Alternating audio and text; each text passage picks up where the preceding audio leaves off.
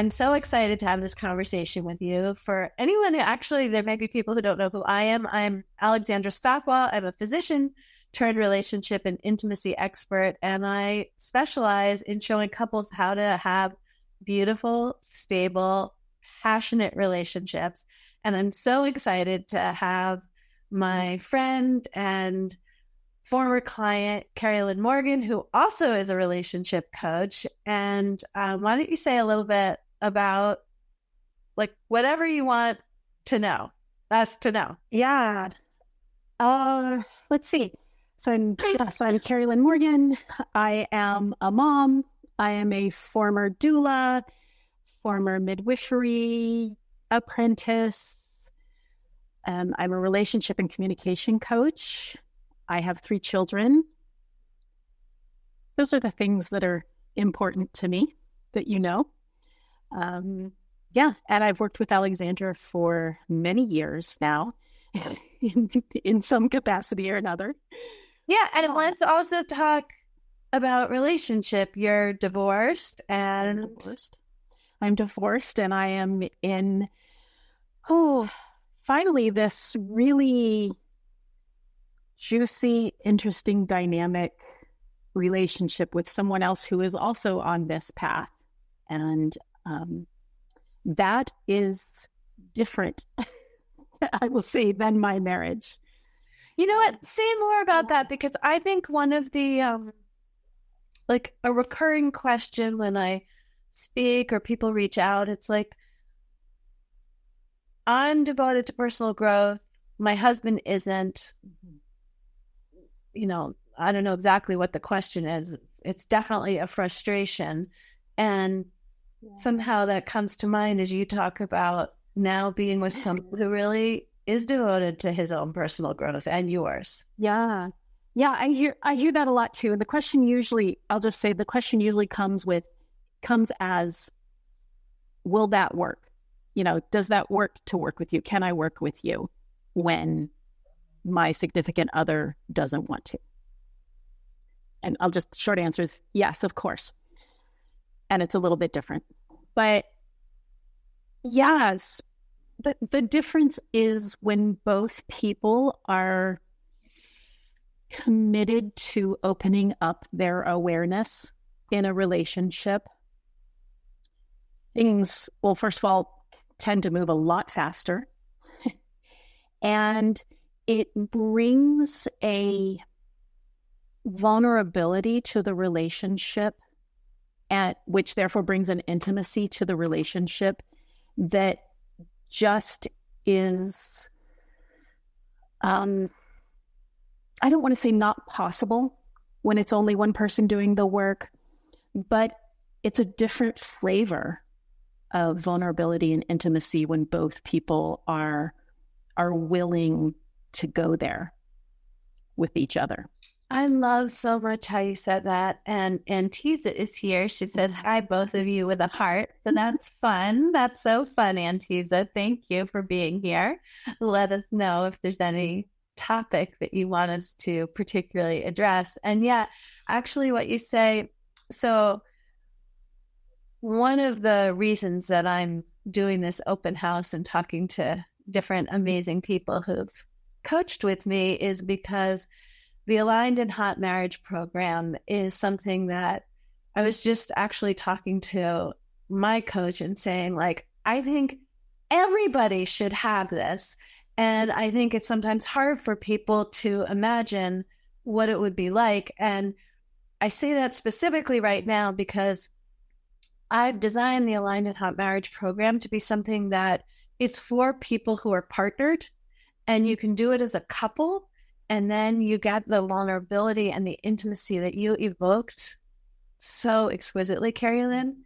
And then you also can do it yourself or a hybrid. Like if one of you is a yes, go ahead and enroll and do it before Friday night so you get the bonus of the free coaching session that I'm offering. And your partner can like not participate a little bit, participate with you. And I find that usually the commitment isn't equal in any given moment. And that's fine, because so much of the work of having a really fantastic DC relationship is individual work. And I think with that, I just want to dive into, so when you and Greg, I'm referring to your partner, obviously, when you and Greg started working with me, oh my gosh, like, let's have fun evoking. Okay. And Antisa says, I love getting to experience Kari Lynn Morgan in this form. Yeah, total treat. I'm happy to share the delectables. So, like, one of those early coaching sessions, what was your experience? Yeah, this one in particular I'm thinking of. So I'm gonna start by saying, okay, one of my core wounds is abandonment, for sure. And I love how much you say that with clarity and self-acceptance. It is a real wound, and you accept yourself that way. That's that's beautiful. Go ahead. Yeah, it's important to know that. And so with this core wound, the way that I carry myself in the world is with a belief that everybody's going to abandon me. And if they don't abandon me, I'm going to make them abandon me, because that's my reality. And so if that is not what is happening around me, it's what I want to make happen, because there's a part of you wants. I do familiar with these concepts. Right. Thank you. A very powerful part of you. A very stubborn, convicted part of you, but not the whole Kari Lynn. Right. And so then beyond that, if I can't make someone abandon me, then I will abandon them. I will leave. So what Alexandra is referring to is a session that we had early on where we were talking about a topic in our relationship that was very highly, highly sensitive and emotional for me. And I yelled and screamed at her, at you. Oh, I didn't know you were going to that one. Yeah, no, I'm not getting like that. Okay, I'm not even sure. Yeah, it's good. It's good. So I yelled and screamed at her, and she didn't leave. I mean, I want to say this because I want to speak to, like, what a great coach you are. We're going to jump right to that one, because I want to give people an understanding that, like, you didn't leave me. And so then what I wanted to do was I wanted to leave. And my partner and I were sitting on the couch, and we're having a Zoom meeting with you. And I got up and, I was trying to leave the room, and you wouldn't let me do it.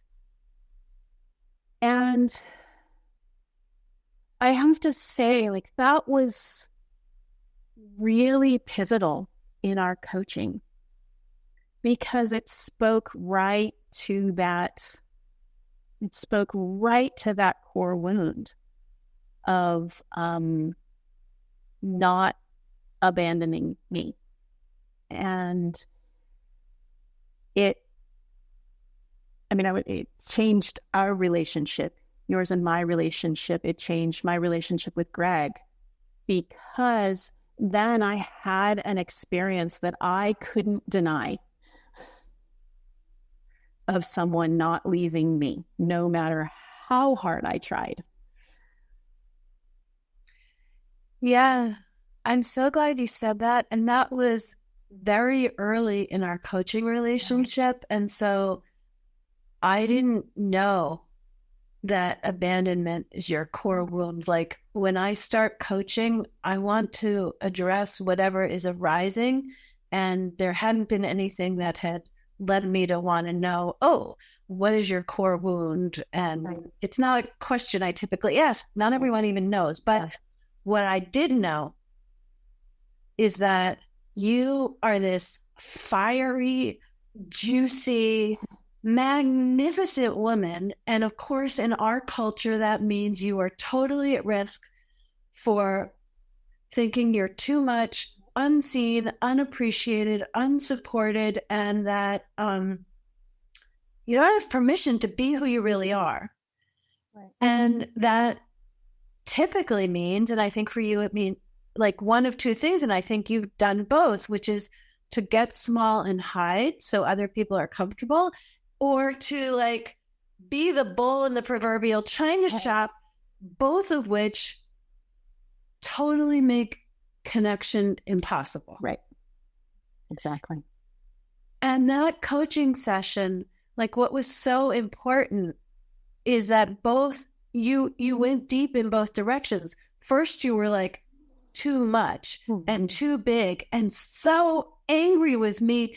And I absolutely welcomed. I did not want you to dial it down or disconnect from it or anything. Like, I wanted you to, like, the way it's coming up in my mind right now is like, love yourself with all that expression, even though it was venom at me. That was totally unimportant to me. What was important to me is that you felt like there was enough space to express what was in you. And so you did that, and I didn't waver. And then you went in the other direction to like leave. And, you know, it's been some time, and I don't, like, I'm so in it, but I don't retain everything. But I almost feel like during that session, like, you didn't leave the room, but you weren't actually in view on Zoom. It's like, I was like, okay, it's all right if I can't see you, that's okay, but just stay in the room, and you don't even have to say anything. In fact, I needed to ask Greg, because while I trust my intuition, I just wasn't 100% sure. I was like, is she still present? And he's like, yep. Yeah. And there were a bunch of things that happened. It meant, as you say, you had a reference point. I love how you put it in terms of the lack of abandonment. The way that I was thinking about it then, before we knew one another more, is that, you know, whether you dialed down or you dialed up, you got to be you. Yeah. And that, of course, built trust between you and me. And it gave you the reference point that you've described. But the other thing that it did is, we don't need to put words in Greg's mouth, but he was scared of you when you were angry. And he didn't know how to reach out to you when you totally withdrew. Yeah. And so he saw somebody navigate the range with you and end up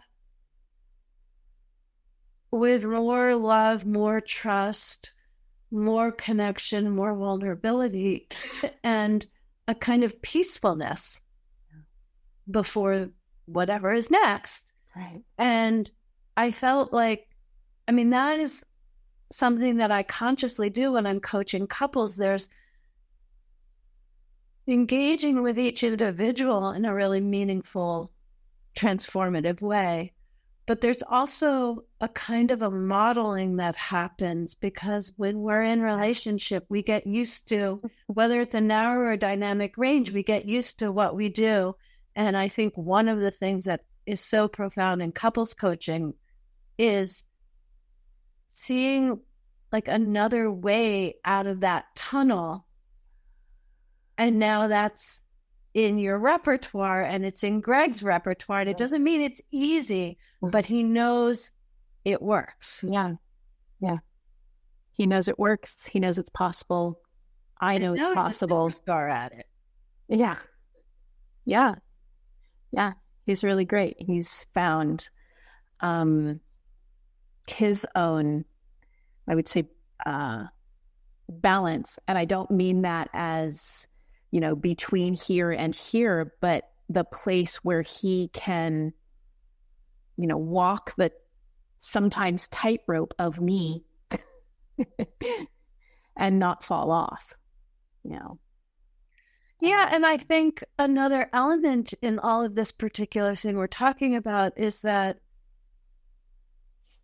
like you say, but to my observation, it's like you developed a deeper appreciation for his equilibrium when you had more permission for the very vast range that is Kari Lynn. Right. Yeah, because before I would perceive, and possibly sometimes rightly so, because that's been his work, but I would perceive the equilibrium as disconnection. Yes. And, now with the work that we've done, it may look the same to an outsider, someone watching us have a discussion, having a heated discussion might look exactly the same as it did 4 years ago. But it feels different, partly because of his understanding now, and partly because of my ability and willingness to see his understanding, which has been a really big one for me, as it really was. And it, I'm tempted to go there, but I actually want to ask a different question, which is, you're talking about the difference that came from understanding. And I also think there's something about embodiment or internal reference point or feeling. And so I'm going to ask a question, which I think to you may feel like so simple, but I think it's a question people have. So what's the difference between reading a book where you can get understanding? I mean, even just watching this, someone can have understanding about the dynamic in their relationship. And obviously you and I both hope that if this is a dynamic that, you're watching and you recognize this dynamic, we want you to have more understanding. But what's the difference between having more understanding, reading a book, watching a video, and real-time coaching? When you asked that, my immediate answer was you feel it in your body when it's right. And I want to say, and you, the coach, feels it in your body and feels it in us when it goes beyond understanding. Yeah. There's more to it than that. That is a really hard one to articulate. Okay, well, I'm going to. Go ahead. And then we're going to, Antisa has another comment that I'll read in a second. When you talk about feeling it in your body, I would say that what you're describing is the difference between understanding and living it. Yeah. And I think I've said this in every conversation today, and I say it a lot. It's going to be totally familiar to you, but as mammals, we learn through imitation. And I think you're, in a way, pointing to that. When doing live coaching, it's not that you and Greg imitated me. That's not at all the case. I mean, you're in your own relationship, but there's a felt sense of how to be with one another that you can access in a coaching session that is just completely unavailable in a book. Yeah. And I'm all for understanding, but I think that accessing that felt sense of how you can be with one another is what it's about. Yeah. Yeah, it gives, if nothing else, for you cerebral people, having that felt sense gives you another access point and another place to come back to. Like you do that a lot. I think with us, and I see this with our coaches too, which is, we hit a spot that is the place that we want to be, like we've said, the thing. And we feel the feeling that we are trying to convey, and it comes up, and there's really something very poignant about marking that place. And it's like if you're on the highway and there's this gorgeous tree, like, don't just go by. Yeah. Stop and take it in. I'm saying that, because trees are so beautiful during the fall now. Yeah, I think that's true, to like pay attention to how this feels and what you're thinking and what kinds of thoughts, so that you can come here again when you lose it. And when you're reading a book, I mean, like, you can get to that place, and there's something about reading a book or listening to something where you just keep going after that. And it's something that you do really exquisitely as a coach, is to make us stop and notice, so that, later you can bring up in another session, remember that time. Yes. So, and I mean, it's a very powerful tool to have. I also think that it's human minds are wired to notice what isn't working. Yeah. And that's another reason that I do that when you have a moment which has worked magnificently, our minds don't necessarily give it the attention it deserves the way we would if it didn't work. So yeah, let me read what Antiza says. She says, Kari Lynn, over the years that I've known you, your confidence in yourself and what you bring and your radiance has progressively grown in such a beautiful and subtle way. What were some of the turning points for you that you felt unlocked some of your bigger gates of your growth, maybe both individually and in your relationship with Greg? And she quoted, I would have too, I loved it so much when you said, you cerebral people. But let's go back to what were some of the turning points for you that you felt unlocked some of your bigger gates of your growth, maybe both individually and in your relationship with Greg? Thank you, Antiza, for that. Yeah, thank you. Oh, lovely. Hi. Hi, Antiza. I miss you.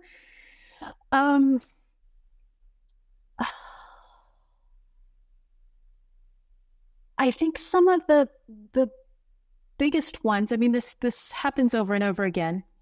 There is that how we do one thing is how we do everything. So when you ask both individually and in your relationship, like, it's all the same. Often it's these moments where I choose to be true to myself, I think, where I choose to strip away the shame, the fear, I'm not even going to say strip away, because that's not true. They don't go away. But those moments where I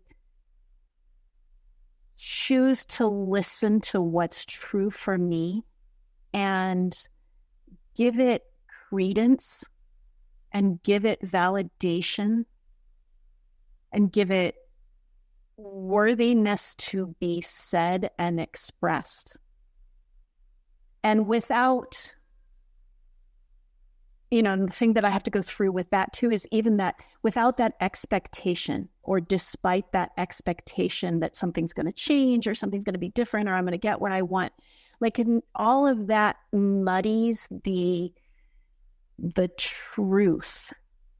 And so it's those moments when I am willing to say it anyway that,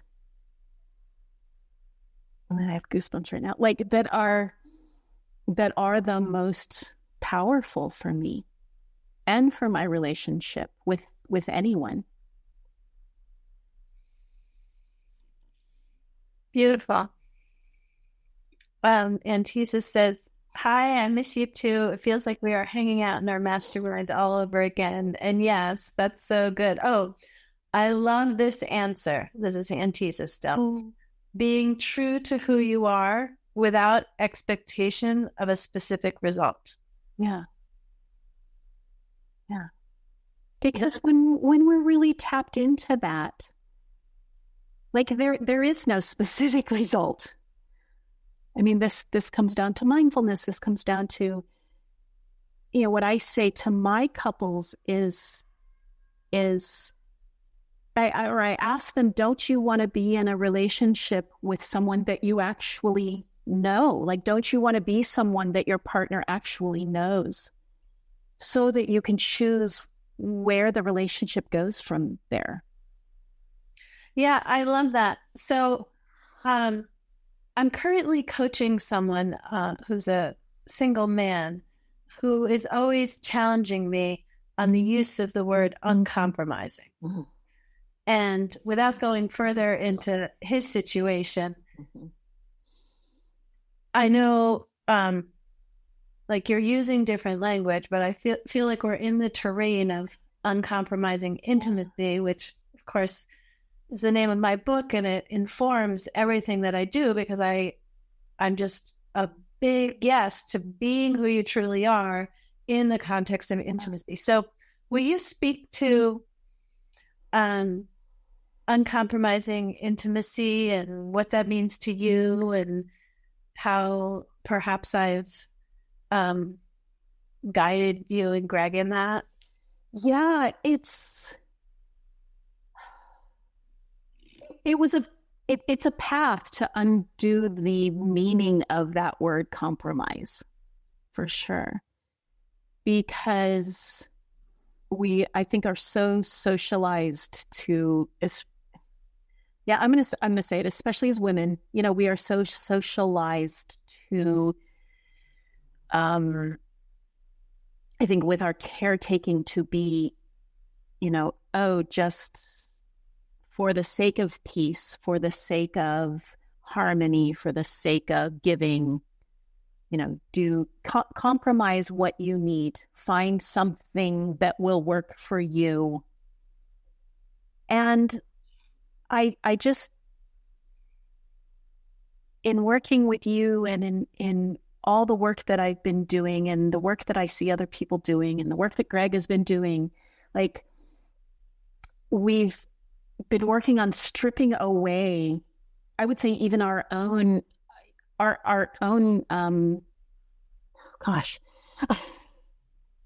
losing the words. We're stripping away our own thoughts and feelings about who we are and what we want. Mm. And because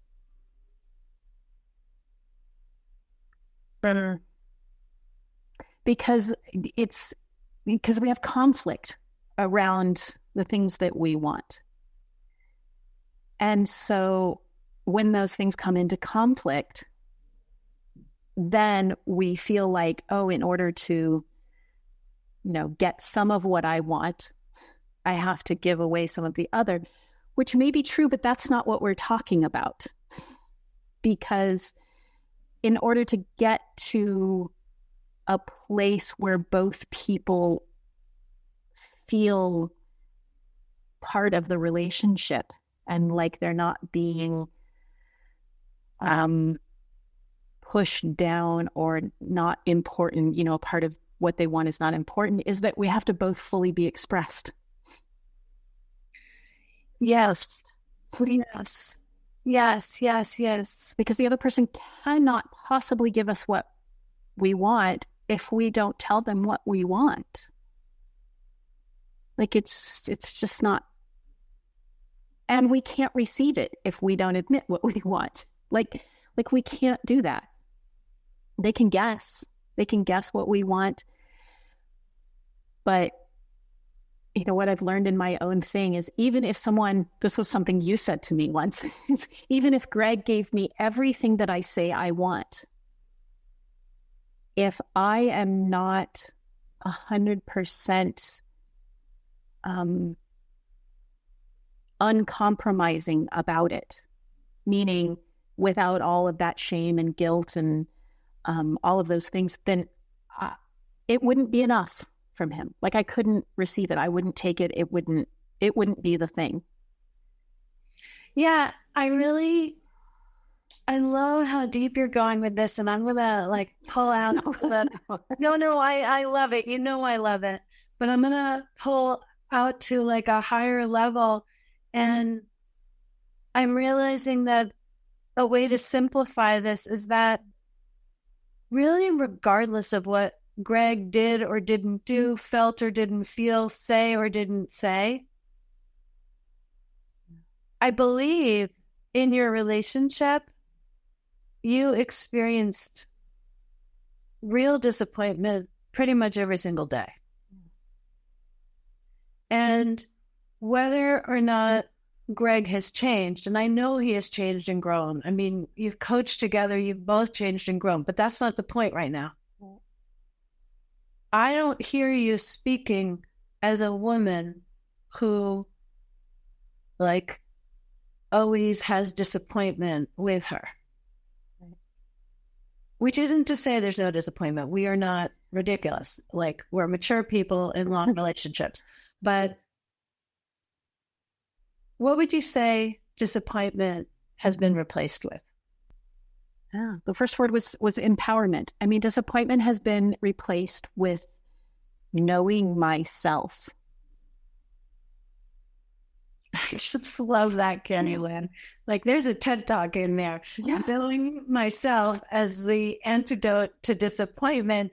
And in fact, that's very real in committed, long-term, passionate relationship. That is such a truth. Okay, Antiza says, I've so enjoyed being here for this rich conversation. It's late here in Denmark. I'm up to bed. I look forward to catching up over the weekend. Love you both so very much. Beautiful. Well, that's wonderful, Antiza. Thank you. And yeah, so maybe I'll start to wind up with following up on that amazing truth you just spoke, that the antidote to disappointment is empowerment and knowing yourself. And I just believe so firmly that relationships are the vehicle, the ultimate vehicle for personal growth. And that's the thing that so often couples reach out with one or both of them feeling like if the other one would just change in these ways, life would be amazing. And those changes probably need to happen, but that's not what makes life amazing. No. Those are like the accessories or the seasoning. The real meat and potatoes of the transformation is in the empowerment, the self-awareness, the learning to be uncompromising and knowing what you want and saying it and dealing with whatever emotions follow. So you've just expressed that so beautifully. It just warms my heart all over again, the privilege of coaching you. And Greg, although I will say that I feel that way with every single couple that I have ever coached, because this is like the elixir of life to really grow and engage with one another in such a deep and passionate way. And I want to make sure, I often forget because I just am so in love with these teachings and the content and speaking with you. And I'm actually working to remember to really emphasize that if you're watching and you want this, it's all available in the Aligned and Hot Marriage Program, which is so reasonably priced because this is the way we change the world. I'm glad for politics and environmental policy and education and all these other things. But in fact, in my opinion, the most assured way to heal our world and our society is for couples to engage in this profound sacred work, which leads to more pleasure and connection. It's like a total win-win. Totally. Yeah. So any final words, anything that you want to say, anything that you would have been glad to know when, I mean, you're so juicy, you were just a yes, let's do it. But if someone has hesitation, what would you say?